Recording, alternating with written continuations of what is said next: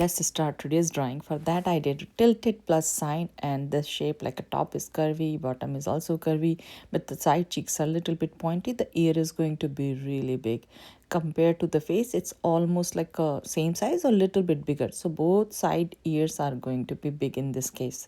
So try to follow all the shapes slowly by slowly. If you don't get it, just stop over there or pause there, and then you can check the drawing and do slowly by slowly. You will get the same thing.